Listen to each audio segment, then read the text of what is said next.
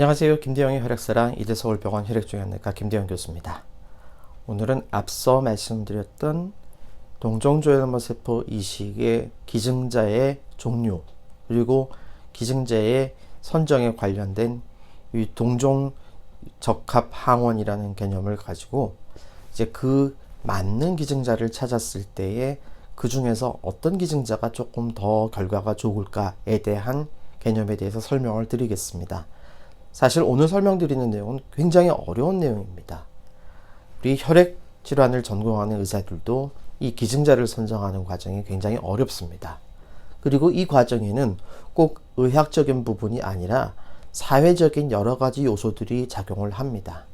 그래서 오늘 설명드리는 내용은 여러분들이 참고만 하시고 실제 여러분들이 조혈모세포 이식, 골수 이식을 받으실 때는 기증자를 선정하는 과정에 있어서 여러분들이 치료받으시는 병원의 담당 교수님, 담당 의사 선생님과 그리고 조혈모세포 이식 코디네이터 선생님의 의견을 꼭 따라주시길 말씀드립니다. 먼저 유형별로 우리가 앞서 기증자의 종류를 형제일치, 그리고 타인일치 중에서 완전일치와 부분일치, 그리고 가족 간 반일치 이렇게 얘기를 드렸습니다. 우리가 골수 이식을 왜 하느냐 하는 질환에 따라서 조금씩은 다를 수 있습니다. 하지만 일반적으로 그래도 아직까지 가장 좋은 기증자는 형제간에 일치하는 기증자라고 얘기를 할 수 있는데, 형제간에 일치한다는 것은 우리가 보통 조직적합항원을 10개를 검사를 하지만 이 10개가 맞는다는 것은 형제간에서는 이 유전자가 같이 쌍으로 움직이기 때문에 나머지 우리 주요 적합항원이라고 하는 Major Histocompatibility Complex라는 것 이외에도 마이너 부적합항원이라는 게 있거든요. 이런 것까지 다 일치하는 걸 의미합니다. 따라서 유전학적으로는 결국 나와 남을 구분하는 그러한 유전자가 전부 동일하다. 다시 말해서 거부 반응이나 이식 이후에 발생할 수 있는 여러 가지 합병증, 즉 이식편대 숙주 반응과 같은 합병증을 일으킬 가능성이 가장 낮다고 우리가 얘기를 할 수 있겠습니다. 그래서 사실 아직까지도 형제일치 기증자가 가장 좋다는 것에 대해서는 누구도 부인할 수 없는 사실일 겁니다. 타인일치부터는 좀 얘기가 복잡해집니다. 타인일치하는 경우는 이게 완전일치라고 해도 결국은 이 조직적합항원 10개만 가지고 검사하는 거기 때문에 이 10개 말고 이제 부적합항원이라는 것들은 조금 다를 수도 있거든요. 그리고 부분일치부터는 이제 그 10개 중에서도 또 하나, 두 개 정도가 다른 경우가 있는 거기 때문에 이 타인일치, 완전, 부분일치 이 중에서 어느 게 좋으냐, 이것이 형제일치보다 더 좋으냐 아니면 동일하냐, 이거는 굉장히 어려운 문제입니다. 하지만 일반적으로 보시기에는 형제일치보다 타인일치가 조금 더 못하고요. 그리고 타인일치 완전에 비해서는 부분일치가 더 못하다는 것은 뭐 일반적인 사실일 겁니다.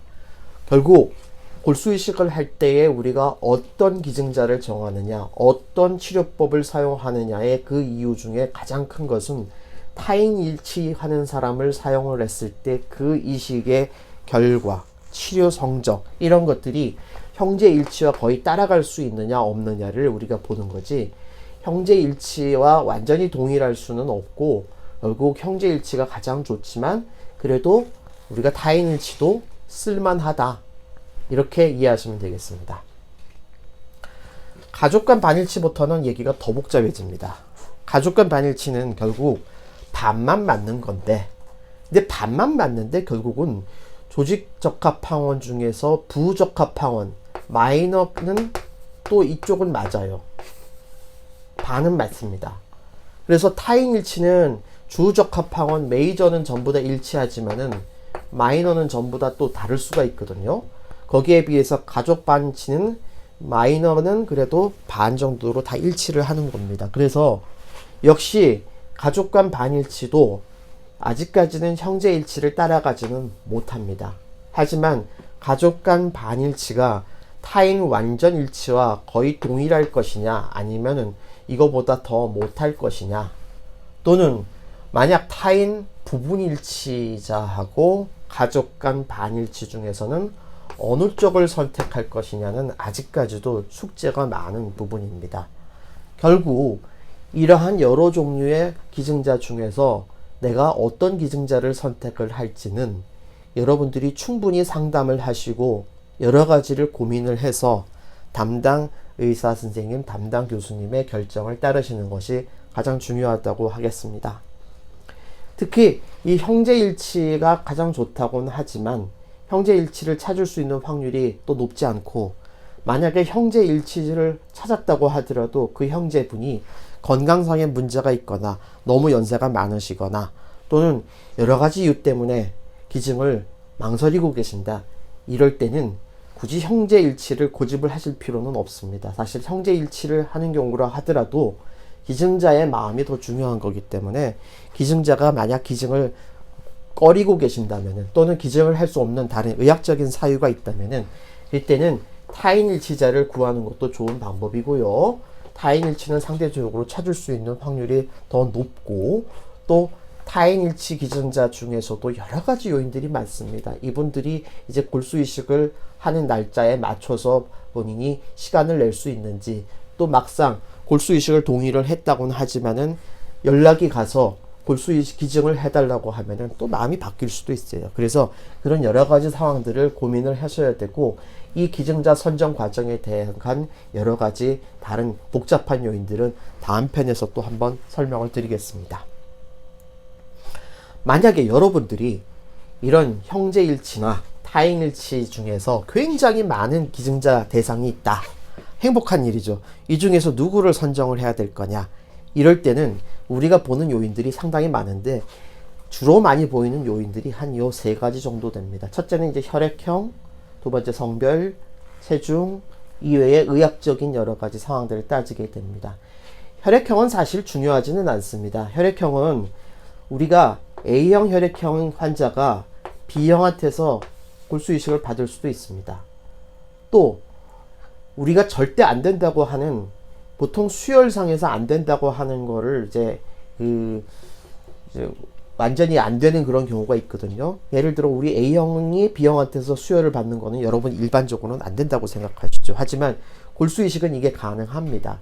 골수이식은 가능하지만 만약에 기증자가 여러분이 있다면은 A형을 B형한테서 받는 것보다는 A형한테서 받는 게 여러모로 조금 더 낫기는 합니다. 하지만 A형 기증자가 없다면은 당연히 B형 기증자가 있는 상황에는 충분히 골수이식은 가능합니다. 성별의 문제가 조금 복잡한 이슈인데, 만약에 똑같은 조건 하에서 남자 기증자와 여자 기증자가 있다면은 우리는 이걸 가지고 고민을 좀 하기도 하는데, 이 남자 기증자를 조금은 더 선호하기는 합니다. 그 이유는 우리가 남녀 차별을 해서 그런 게 아니고요. 조혈모 세포 채집을 할 때 남자분이 조금 더 채집이 용이한 그런 상황이 있습니다. 그래서 저는 개인적으로 남자를 더 선호합니다만, 만약에 여자 기증자밖에 없다 그럴 경우에는 당연히 여자 기증자를 선택을 하셔야 되겠죠.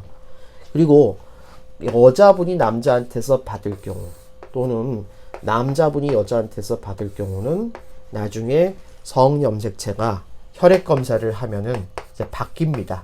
그러면 우리 몸에 있는 모든 조직이 다 바뀌는 건 아니고 피만 바뀌는 거죠. 피만, 원래 여자분은 몸에 있는 모든 조직이 XX인데 나중에 남자한테서 골수이식을 받으면 피 검사를 하면은 XY로 바뀝니다. 이 반대의 경우도 마찬가지고요. 남자의 경우는 XY였다가 여자분한테서 받으면은 피 검사를 해서 이 염색체 검사를 하면 XX로 바뀝니다. 체중도 고려 대상 중에 하나인데, 일반적으로 체중이 좀 많이 나가시는 기증자는 이 조혈모 세포 이식을 위한 채집을 할 때에 이제 채집이 조금 어려운 부분도 있고요. 또 이 체중이 많이 나가시는 분이 여러 가지 의학적인 질환을 갖고 있는 경우가 많죠. 예를 들면은 고지혈증이나 고혈압이나 이런 성인병을 가지고 있는 그런 경우가 많아서 체중이 많이 나가시는 분을 선호하지는 않습니다. 하지만 같은 조건에서 키와 몸무게를 비교해 봤을 때, 만약에 기증자가 비만하지 않다, 키가 크고 몸무게가 또 많이 나간다, 비만하지 않으신 분의 경우는 우리가 좀 더 체중이 많이 나가는 분한테서 조혈모세포 채집이 더 용이하기도 하기 때문에, 그래서 이럴 경우는 또 체중이 많이 나가는 분을 또 고르기도 합니다.